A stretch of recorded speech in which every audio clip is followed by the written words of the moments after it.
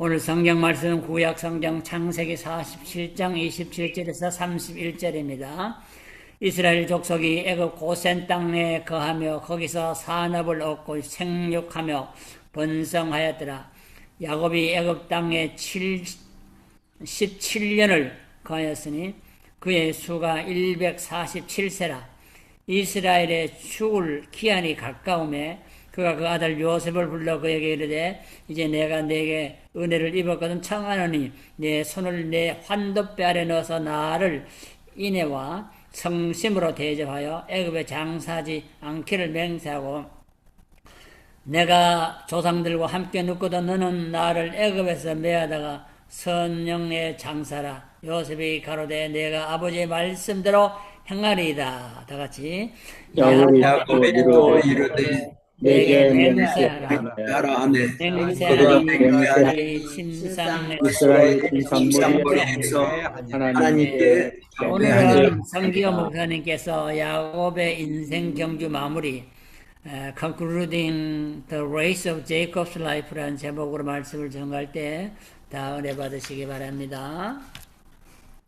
야곱은 아브라함, 이삭과 더불어서 이스라엘 3대 족장, 믿음의 족장으로 나타나 있습니다. 그 성경에 나는 아브라함의 하나님이요, 이삭의 하나님이요, 야곱의 하나님이라고 하는 하나님의 명칭이 아브라함과 이삭과 야곱으로 이렇게 요약이 되는 참 신앙의 조상, 족장 중에 한 분이 야곱인데 우리 한글 성경에 365번이나 야곱의 이름이 나올 만큼 중요한 인물입니다. 그는 오늘 읽은 본문 바로 위에 9절 말씀에 보면 내 나그네 길의 세월이 130년이니이다.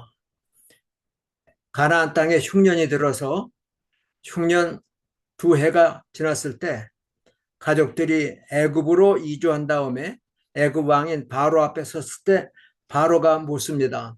당신 연세가 어떻게 됩니까? 그랬더니 내 나그네 길의 세월이 130년이니이다. 우리 모두는 나그네입니다. 히브리서에도 보면 나그네와 행인 같은 너희를 권한다 그런 말도 있어요. 나그네 길 언젠가는 끝나죠. 오늘 본문 말씀에서도 야곱은 이제 죽을 날이 가까우매라고 29절에 말하고 있어요. 죽을 날이 가까운 것을 아는 것도 복입니다. 언제 죽을지 모르고 갑자기 죽음이 닥치는 경우를 우리는 주변에서 많이 봅니다. 유명한 사람들, 장래가 촉망된 사람들이 갑작스러운 사고로 질병으로 세상을 떠나는 일들이 있는데 야곱은 여기 요셉은 천수를 누리면서 자기 죽을 날이 가까운 것을 알았다고 얘기했어요.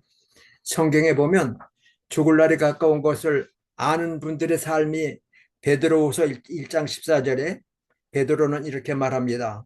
주 예수 그리스도께서 지시하신 바와 같이 나의 장막 벗을 날이 가까운 줄 안다. 우리가 육신에 머물러 있습니다. 영혼은 하나님께로부터 와서 영원히 죽지 않는 하나님의 형상인데 우리가 육신에 머물러 있는 동안이 70이요. 건강하면 80이라고 그랬는데 여기 계신 분들은 다 건강하신 분들입니다. 다 80이 넘으셔서 건강한 삶을 살고 있는데 우리의 삶도 이 나그네 길도 언젠가는 끝나죠. 디모데후서 4장 6절에 보면 바울 사도는 나의 떠날 시각이 가까웠도다. 우리가 지나온 날들보다 남은 날이 얼마 많지 않은 것을 다 압니다. 이제 경주장에 선 사람처럼 고린도전서 9장에 보면 경주하는 자가 다 다름질한다. 내가 향방 없이 다름질하는 것 같지 않고 이제 목표를 얻기 위해서 멸류관을 얻기 위해서 절제하며 다름질한다 하는 얘기를 바울 사도가 하고 있습니다. 모세 역시 신명기 31장 14절에 보면 여호와께서 모세에게 이르시되 내가 죽을 기한이 가까웠으니 하나님이 알려주시던 자기가 알던 나그네 길의 종말이 경주의 결승점이 언제인지를 아는 것은 굉장히 중요한 일입니다. 그런데 야곱은 바로 앞에서 고백한 그대로 내가 험악한 세월을 보내었나이다. 우리도 지나간 날들을 돌이켜볼 때 험악한 일이 왜 없겠습니까? 일제치하를 경험하고 6.25 전쟁에서 보따리를 메고 피난을 하고 가난 속에서 밥을 굶으며 학교를 다니고 여러 가지 어려움들이 없지 않았었습니다. 그런데 야곱의 일생이 바로 그러한 험악한 일생이었는데 그 험악한 것을 출생에서 장자권 문제에서 도망자가 된 입장에서 다시 고향에 돌아오는 그의 입장에서 그리고 이제 기근이 와서 애굽으로 이주하고 마지막 축복하면서 죽었던 아름다운 종말을 살펴보려고 합니다. 야곱은 그의 어머니 리브가의 뱃속에 있을 때부터 투쟁하는 치열한 삶을 살았던 것을 알 수 있습니다. 쌍둥이 형 에서보다 먼저 나오려고 어머니 뱃속에서 싸웠는데 에서가 먼저 나오니까 자기가 그 장자권을 뺏기지 않으려고 형의 발꿈치를 붙잡고 나왔어요. 그래서 히브리 말로 발꿈치 아케브라고 하는 말에서 야곱이라고 하는 말이 유래가 됐습니다. 뱃속에서부터 평생 살아가는 동안에 쌍둥이 형인 에서와 야곱은 긴장과 경쟁 관계에 있었어요. 뱃속에서부터 날 때부터 참 치열한 삶을 살던 그였는데 태어난 후에도 형이 먼저 태어났기에 장자권, 아버지의 유산을 자기보다 2배로 더 가질 수 있는 것을 탐내서 형이 사냥하고 돌아와 배고픈 틈에 형을 속여서 팥죽 한 그릇으로 장자권을 삽니다. 그리고 실질적으로 장자의 축복을 받기 위해서 눈이 어두운 아버지를 속이고 에서인 양 아버지에게 장자의 축복을 받습니다. 뒤늦게 사냥하여 돌아온 에서가 야곱이 먼저 축복받은 것을 알고 울며 아버지에게 축복을 빌었지만은 아버지께서는 내가 이미 야곱에게 장자의 복을 다 주었으니 내게 줄 거 없다. 울며 애원했지만 역시 장자권은 차지하지 못했습니다. 에서는 형으로서의 자기 권리를 자기가 가볍게 여기고 팔아먹은 걸 생각하지 않고 동생이 나를 속인 것만 원망하게 생각해서 아버지 운명할 날이 가까웠으니 내가 아버지 돌아가시면 야곱을 죽일 것이다. 벨르는 말을 어머니 리브가가 듣고 자기 오빠 라반의 집, 외삼촌의 집으로 피신을 보냅니다. 이렇게 장자권을 얻었지만 도망자의 신세가 되어서 멀리 하란까지 도망을 치는 이러한 일이 생겼습니다. 그러나 그때 그가 베델에 이르렀을 때 창세기 28장에 가보면 하나님께서 내가 너와 함께 있어 내가 어디로 가든지 너를 지키며 이 땅으로 다시 돌아오게 하리라 하시는 하나님의 말씀을 듣고 그때서야 내가 아버지 집에만 하나님이 계신 줄 알았더니 여기도 하나님이 계시구나. 여기도 하나님의 집이구나. 그리고 자기가 밤을 지냈던 거기에 돌을 세우고 기름을 붓고 하나님의 집 베델이라고 하는 이제 이름을 줍니다. 그때까지는 아브라함의 하나님, 이삭의 하나님이었지만은 베델의 체험을 통해서 내가 내 아버지의 하나님을 나의 하나님으로 섬기겠습니다. 약속을 하고 하나님 믿는 믿음의 조상 아브라함의 하나님, 이삭의 하나님, 야곱의 하나님이 되어서 일생을 살아가는데 형을 속이고 아버지를 속이고 도망친 길이 편할 리가 없습니다. 외삼촌 집에 가서 외삼촌의 양을 치다 보니까 외삼촌의 딸이 굉장히 예뻐요. 그 딸도 야곱을 좋아해요. 연애를 했습니다. 그리고 결혼을 승낙받기 위해서 외삼촌에게 라헬을 나에게 주시면 내가 라헬에게 장가들기를 원합니다. 그랬더니 그래 다른 사람한테 주는 것보다는 내게 주는 게 낫지. 그 대신에 7년 동안 내 밑에서 양치는 노동을 바쳐라.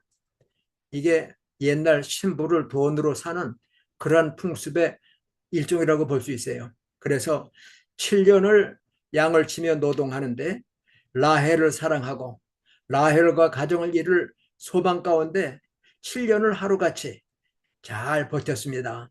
그리고 마침내 결혼식을 하고 라헬과 첫날을 지나고 아침에 보니까 천만에 이게 웬일입니까? 사랑하던 라헬이 아니라 그 언니 레아가 왔어요. 잘생기지도 못했고 시력까지도 나쁜 레아가 들어온 것을 보고 깜짝 놀라서 삼촌인, 아니 이제는 장인이 된 라반에게 항의하죠. 내가 라헬을 위해서 7년 봉사했는데 어찌하여 레아를 나에게 주셨습니까? 아, 우리 풍속은 언니가 있는데 동생부터 시집 보내는 게 아니다. 그러니 내가 라헬을 원하거든 일주일을 채운 다음에 다시 7년 봉사하기로 약속하면 내가 라헬을 또 내 아내로 주마. 14년 동안 노동을 통해서 이제 두 아내를 얻습니다. 그런데 그동안에도 외삼촌이 10번이나 속입니다. 임금을 준다고 했다가 바꾸고 그 임금을 계속 바꿔요. 10번이나 속여요. 외삼촌이 야곱이 했던 것처럼 아버지를 속였던 것처럼 형을 속였던 것처럼 이번에는 장인에게 속임을 당해서 라헬을 위해 봉사했는데 레아가 들어왔고 그 다음에 14년이 지난 다음에 나는 어떻게 가정을 이룰 수 있습니까? 이제 아내는 얻었지만은 내 소유가 없으니 나도 내 가정을 이루기 위해서 고향으로 돌아갈랍니다 했더니 아니 그럴 게 아니다. 내가 너에게 무엇으로 삭을 주려 했더니 제안합니다. 여분서와 양에 얼룩 무늬가 있고 검은 점이 있는 거 그것만 나에게 주시오. 그 별로 값어치가 없는 겁니다. 그래서 이 라반과 야곱이 약속을 하고 얼룩지거나 또 아롱진 거 검은 점이 있는 건 다 빼서 라반이 자기 아들한테 맡기고 야곱에게는 흰 양과 흰 염소만 맡겼는데 꾀를 써서 신풍나무를 그 껍질을 벗겨서 새끼를 뵐 때마다 그걸 보여주므로 튼튼한 양이 튼튼한 염소가 새끼를 낳을 때마다 점 있고 얼룩진 것이 나서 큰 부자가 됐어요. 그렇게 6년을 보낼 때 라반이 또 그의 아들들이 시기합니다. 이 야곱이 우리 아버지의 거 다 도둑질해 가서 부자 됐다. 이런 불평하는 말을 듣고 아 여기 더 있을 수가 없구나. 그래가지고 두 아내 그리고 그 아내의 몸종들 빌하와 실바까지 네 사람의 아내를 거느리며 11 아들을 얻은 다음에 몰래 장인의 집을 도망쳐 나왔지만 장인이 뒤늦게 알고 쫓아와 문제를 삼자 이제 당신이 내가 가는 걸 알면 내 재산은 물론 아내와 자식까지 뺏을 것 같아서 내가 도망쳤습니다 했더니 내가 섬기는 하나님이 어젯밤에 나에게 말씀하시기를 야곱에게 가부간 아무 말도 하지 말라 하셨다. 아니 내가 나에게 가겠다 그러면 내가 잔치를 베풀어서 나팔을 불며 기쁨으로 보낼 텐데 그러며 헤어집니다. 고향을 따라 발걸음을 옮기지만 야곱에게는 또 근심이 있습니다. 나그네 길에는 한 고비를 넘으면 끝난 것 같지만 그 다음에 또 다른 고비가 있어요. 길도 멀지만 그것보다도 자기를 죽이려고 하던 에서를 만날 생각이 고민입니다. 이제 아내도 있고 재산도 있지만 자녀들도 있지만 형이 와서 자기를 죽이면 모든 것은 수포예요. 그래서 몇 가지로 그 형에게 보내는 선물을 나누어 보내면서 당신의 종 야곱이 이제 우리 뒤에 옵니다. 당신에게 은혜를 받기 위하여 이렇게 예물을 보냅니다. 그러며 에서가 동생을 맞기 위해서 400명의 군인을 이끌고 오니까 얼마나 무섭겠어요. 땅에 허리를 굽혀 7번씩 절하면서 내가 형님의 얼굴을 보니 하나님의 얼굴을 보는 것 같습니다. 이제 이 아우를 받아주십시오 했더니 야 내가 건강하게 돌아온 것은 기쁜데 나한테 보낸 물건이 뭐냐? 나도 많으니까 너 가져라 했더니 아닙니다. 제가 형한테 보내는 예물이니 받으십시오. 그러며 형과 화해를 하고 이제 아버지를 만나서 형과 함께 아버지 이삭을 장례 치릅니다. 그런데 에서를 만나기 전에 야곱은 역시 인간적인 꾀를 씁니다. 형이 이제 400명 군대를 건드리고 온다고 그러는데 어떻게 하면 좋을까? 그래가지고 두 여종과 그의 아들은 앞에 두고 그 다음에는 큰 아내인 레아의 자녀들을 그 다음에 두고 맨 마지막에는 사랑하는 아내 라헬과 요셉을 맨 나중에 두고 그리고 자기는 형 앞에 나가서 형을 만나는데 아무리 연구를 해도 인간적인 방법으로 벗어날 길이 없습니다. 자기의 재물과 아내와 가족들을 다 야복강을 건너게 하고 그 밤에 철야기도 합니다. 문제가 있을 때에 가장 확실한 방법은 인간의 꾀보다도 먼저 하나님 앞에 도움을 청하는 것. 너희가 환난 날에 나를 부르라. 내가 너를 건지리니 내가 나를 영화롭게 하리라 하시는 말씀대로 이 야곱은 인간의 방법은 다 썼지만 그걸로 자신이 없습니다. 위기를 넘길 방법이 없습니다. 그때 하나님 앞으로 기도할 때 하나님의 천사가 나타나서 야곱과 씨름을 하는 중에 끝까지 붙들고 나에게 복을 주십시오. 내 이름이 뭐냐? 야곱입니다. 야곱이란 말은 발뒤꿈치를 붙잡았다 하는 말 외에 속이는 자, 사기꾼 그런 의미가 있어요. 그래서 야곱에게 장자권을 뺏긴 형 에서가 아버지 앞에 호소하면서 동생의 이름이 야곱이라고 하는 게 맞는 거 아닙니까? 그 속이는 자입니다. 사기꾼입니다. 하나님의 천사 앞에서 자기의 실체를 고백합니다. 나는 야곱입니다. 나는 사기꾼입니다. 나는 속이는 사람입니다. 그때 하나님의 천사는 내 이름을 다시는 야곱이라 하지 말고 하나님과 겨루어 이긴 자 이스라엘이라고 하라. 새로운 이름을 받고 형을 만나고 아버지를 만납니다. 그리고 가나안에 정착했지만 그 땅에 흉년이 듭니다. 이 야곱이 가나안 땅에 왔을 때에 아들이 11예요. 오는 도중에 라헬이 둘째 아들 베냐민을 낳아서 11가 됐는데 하나는 없어졌어요. 어디로 갔나? 형들의 보고에 따르면 아버지의 심부름으로 형들이 양을 치는 곳에 찾아오다가 짐승에게 찢겨서 다 먹혀버리고 옷조각만 남았다고 아버지가 해주었던 색동 옷조각을 들고 와서 이 피가 야곱의 피가 아닙니까? 요셉의 피가 아닙니까?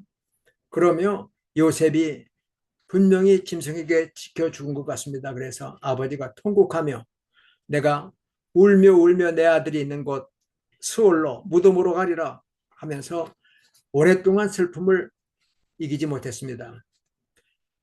이제 11아들과 함께 가나안에 있는데 흉년이 들어서 소식을 들으니까 잃어버렸던 아들 요셉이 죽은 것이 아니라 애굽에 살아있고 살아있을 뿐만 아니라 애굽 전체를 관리하는 총리가 됐다는 말을 듣고 내가 아들을 보러 가야 되겠다. 아들을 만나면 거기서 죽어도 한이 없다. 그리고 온 가족들을 데리고 애굽으로 이주한 때가 130세입니다. 내가 내 조상의 세월에 미치지 못하지만 그러나 험악한 세월을 보냈습니다. 한 대로 참 험악한 삶. 아들이 자기 앞에서 죽었다고 하는 소식과 함께 슬픔을 당하고 자기가 속였지만 오히려 속임을 당하고 피난 도망자가 되기도 하고 여러 가지 어려움이 많아요. 우리도 오늘 이 시점에서 뒤를 돌아다 보면 내가 그때 그 말을 하지 않았으면 그러한 어려움을 겪지 않았을 텐데 내가 그때 그 길을 정하지 않았더라면 그런 고통을 당하지 않았을 텐데 하는 어려움, 후회, 또 한탄이 없지 않습니다. 그러나 지나간 날들, 험악한 세월이라고 해서 우리가 다시 돌아가 그 길을 바로잡을 수가 없을 겁니다. 누가 말한 대로 지나간 날은 역사이고 앞으로 올 날은 미지수다, 미스테리다. 그러므로 현재를 바로 살아야 한다고 했는데 야곱은 이제 약속했던 베델에 와서 하나님 앞에 예배를 드리고 아버지 하나님을 자기 하나님으로 모시는 신앙의 조상이 됐는데 오늘 보면 말씀 그대로 애굽에 와서 17년을 더 살며 총리의 아버지로서 고센 땅, 풀이 많고 목축하기 좋은 곳에서 대우를 받으며 살다가 죽을 날이 가까웠다. 이제 자기의 임종이 가까운 것을 알고 정리합니다. 지혜로운 노인은 자기의 마지막을 잘 정리해요. 그래서 요셉을 불러다가 내 허벅지 밑에 손을 얹으라. 맹세하는 자세입니다. 그리고 나에게 맹세하라. 내가 여기 애굽에서 죽어도 나를 애굽에 장사하지 말고 우리 할아버지 아브라함이 헤브론 땅 마므레 앞에 마련해 놓은 장지, 우리 가족묘인 막벨라 굴에 나를 장사하라. 거기 우리 할아버지 할머니 아브라함 사라가 묻혔고 우리 아버지 어머니 이삭과 리브가도 거기 묻혔는데 나도 거기다 장사를 지내라고. 그랬더니 요셉이 그렇게 하겠습니다. 그럼 맹세해라. 맹세했어요. 그러자 이 야곱은 자기의 노후를 책임질 요셉을 한 지파로 인정하는 게 아니라 요셉의 두 아들 므낫세와 에브라임을 한 지파로 여깁니다. 에브라임이 내 것이요 므낫세가 내 것이다 하면서 12지파에 요셉 대신에 므낫세와 에브라임을 넣으므로 요셉이 장자권을 갖게 됩니다. 자기도 에서의 동생으로 태어났지만 장자가 된 것처럼 요셉이 11째 아들이지만 장자의 축복을 요셉에게 주면서 12아들을 부릅니다. 그리고는 침대마루에서 12지파, 12족속에 대해서 하나하나 예언적인 축복을 합니다. 그리고 지팡이 머리에 의지해서 하나님께 기도하고 침상에 누운 채 숨을 거두니 이제 조상들에게 돌아갔다 했습니다. 우리들의 삶 속에서도 언제가 끝인지는 알 수 없지만 어떤 분은 인생 나그네 길을 기차 여행에 비하기도 해요. 기차가 계속 가는데 중간에 어느 역에서 먼저 내린 사람이 있고 가다 보니까 새로 타는 사람도 있고 새로 타는 사람은 출생해서 인생길 가는 사람이고 어느 정거장에서 내린 사람은 떠나간 사람입니다. 우리 주변에도 보면 가까운 친척이 존경하던 은사가 선배가 아니 친구들이 한 분 한 분 세상을 떠납니다. 엊그제도 부고 소식을 들었습니다. 고등학교와 대학교를 같이 다녔던 절친했던 장로 친구인데 말년에 몸이 불편해서 지팡이를 짚고도 모임에 빠짐없이 나오던 친구가 하나님께 부름을 받았습니다. 하나하나 친구들이 사라지고 또 존경하던 분들이 사라지니까 참 쓸쓸함을 느끼지 않을 수가 없는데 워렌 버핏 그 미국의 유명한 부자입니다. 뉴욕 타임스가 고른 유명한 백인에 선정될 만큼 부자인 워렌 버핏이 작년에 자기의 그 CEO 자리를 넘겨줬어요. 그 부회장에게 투자회사를 넘겨주고 지금 96세인데도 그는 검소한 삶을 살면서 후배들에게 노년의 삶을 이렇게 살면 좋겠다라고 가르치고 있어요. 나이가 들면 젊었을 때보다 더욱 자신에게 엄격해져야 한다. 건강을 유지하기 위해서 피곤해도 귀찮아도 걸어라, 움직이라, 게으르지 말라. 그 다음에는 생활의 외로움은 아무도 해결해 줄 수 없다. 배우자가 먼저 떠나는 경우도 있고 사랑하는 친구들, 이웃이 먼저 가는 수도 있어요. 외로움은 노인들에게 공통의 운명이자 최대의 고통이다. 매일 함께 놀아줄 친구가 없다 할지라도 목표를 정하여 노후에 즐거움을 주는 방법을 스스로 찾아야 한다. 또 나이가 많은 다음에 마음에 없는 말을 함부로 하지 마라. 됐어 라고 말하면 젊은 세대는 주지 않는다. 그러므로 나도 먹고 싶은데 내게까지 하나 돌아올 수 있니? 우리 속에 있는 마음을 솔직하게 표현하라. 또 비슷한 연배끼리 사귀는 일은 노후를 충실하게 하는 원동력이다. 우리가 비록 몸으로 같이 모이진 못하지만 얼굴을 대하면서 비슷한 연배에 있는 사람들이 일주일에 한 번이지만 모여서 대화하고 같이 찬송하고 말씀을 나누고 같이 기도하는 이러한 일, 이것도 얼마나 귀중한 노년의 훌륭한 원동력인지 모릅니다. 또 즐거움을 얻고 싶다면 돈을 아끼지 마라. 나이가 들면 움켜쥐기보다는 이제는 주머니를 풀어야 할 때다. 그러나 내 형편에 맞게 주머니의 끈을 풀라. 혼자서 즐기는 습관을 길러야 한다.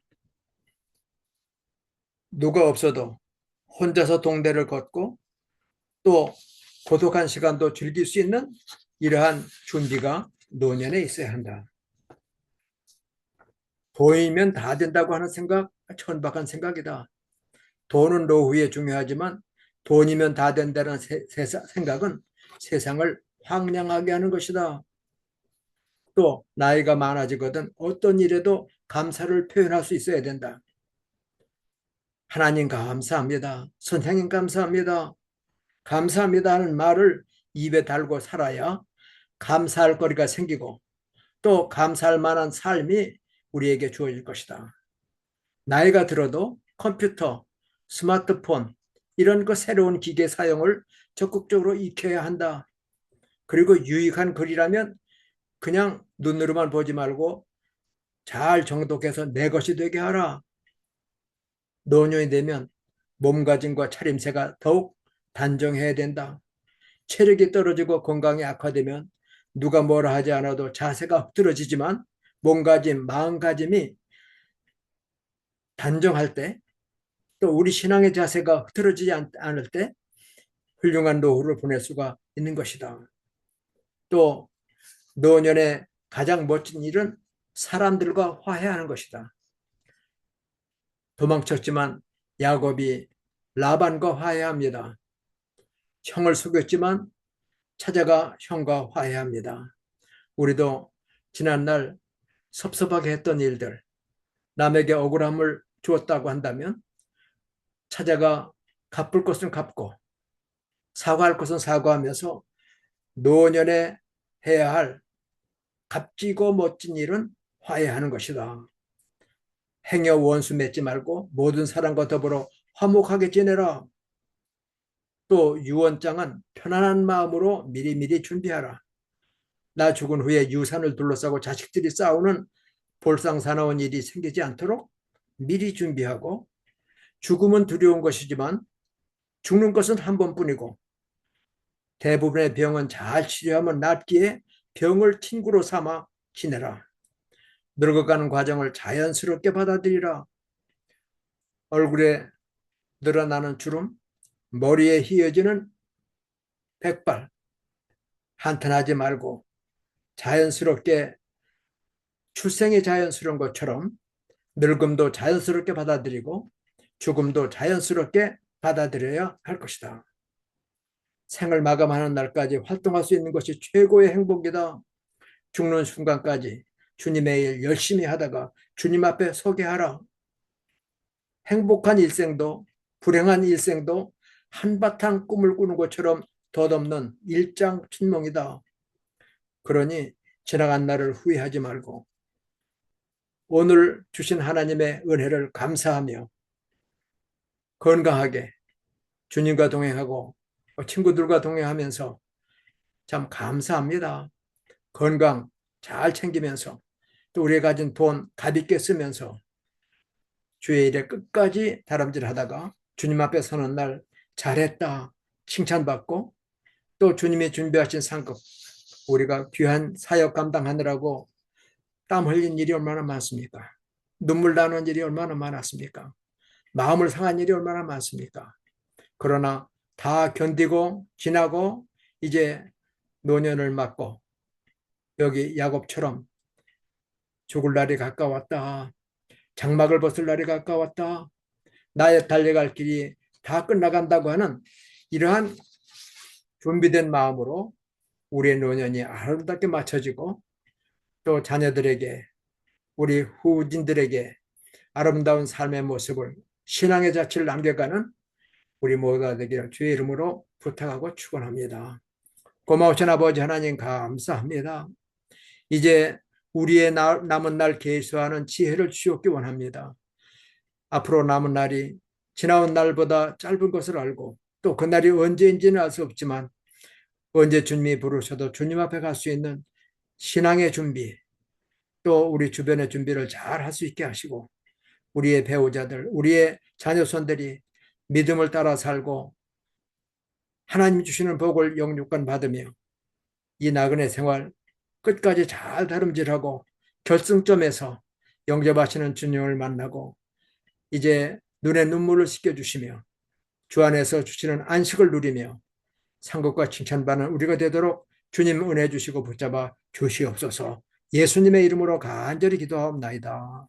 아멘.